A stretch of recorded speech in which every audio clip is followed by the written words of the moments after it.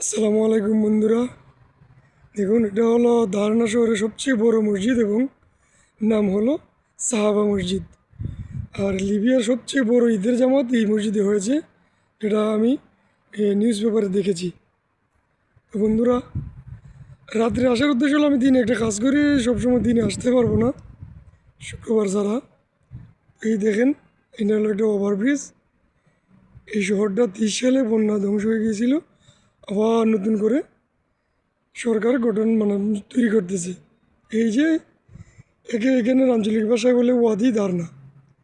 এটা একটা বড় নদীর মতো, খালের মতো, খুব সুন্দর। এটা পাহাড়ের পানি, মরুভূমির পানি এই দিকে নামে, এইদিকে নামে এইদিকে সাগরে যায়।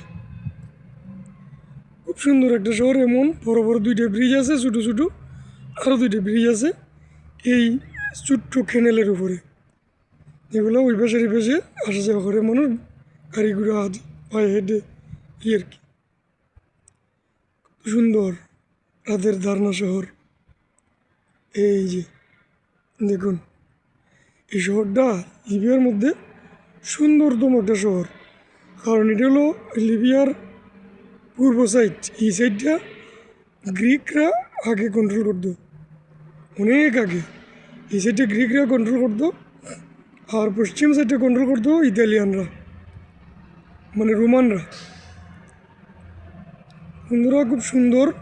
এই এই শহরে শুধু সাদা, ক্রিম কালারের বিল্ডিং আর অ্যাশ কালারের মিশ্রণে খুব সুন্দর সুন্দর বিল্ডিংগুলো। উপরে পাহাড় আর নিচে এই বিল্ডিংগুলো খুব সুন্দর লাগে। তো ভালো থাকবেন, রাত্রের শুভেচ্ছা।